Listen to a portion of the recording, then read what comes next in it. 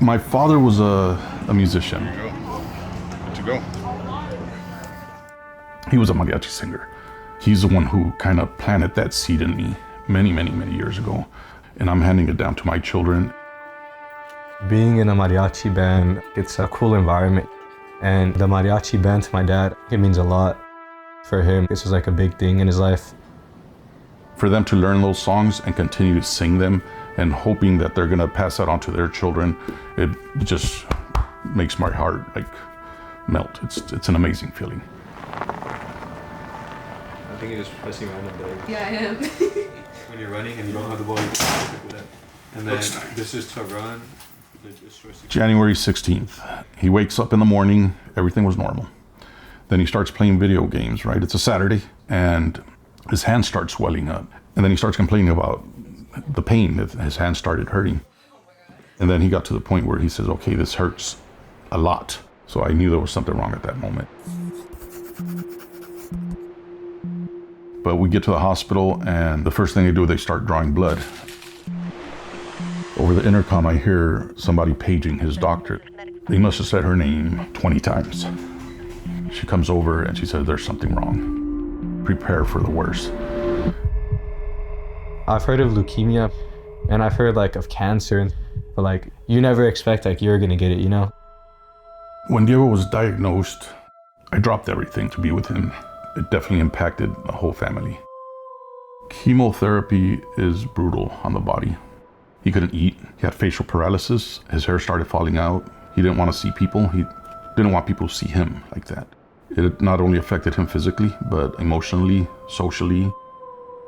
9 months into it, we're doing really well. They said everything looks fantastic. We're on the right track. And then we went back a week later, and they told us Diego had relapsed. They stopped the chemo and said there's really nothing we can do for you guys here. It was devastating, but next thing you know, we're at the City of Hope. I felt an instant connection. At the City of Hope Children's Cancer Center, we want every cancer patient and their families to have access to the supportive care, and it includes psychologists, social workers, child life specialists, chaplains, and many others.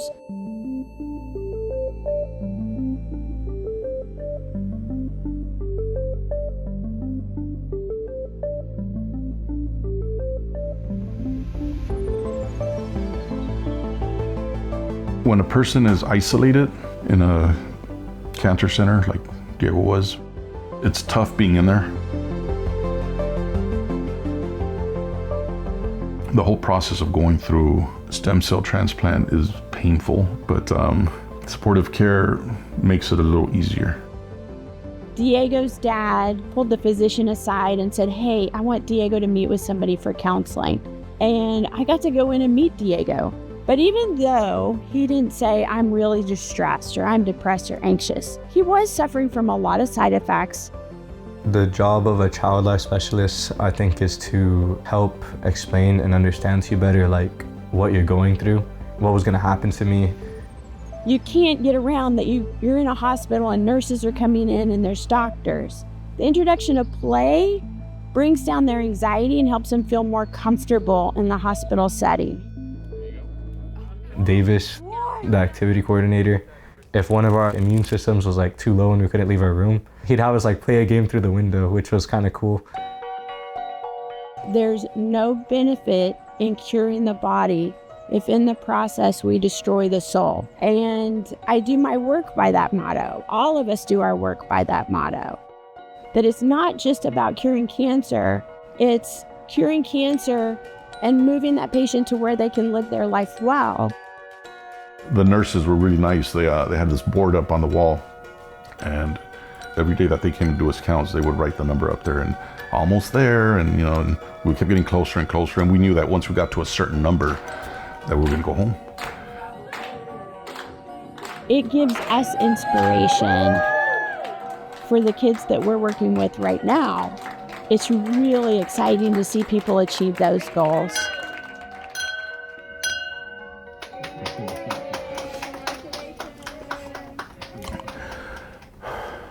I never thought I'd see him healthy again. During treatment, there were some symptoms that made it so that Diego couldn't do this. Didn't even know if he was going to be able to do it again. Today, here, we're seeing the success of treatment, of symptom management, and of supportive care. And we're seeing it right here. We're hearing it. We're feeling it. How's it going? It makes me very happy to see him be a normal boy. It brings tears of joy. What we do is meaningful. We're supporting a patient and their family through cancer treatment so that they can have a meaningful life and a life well lived.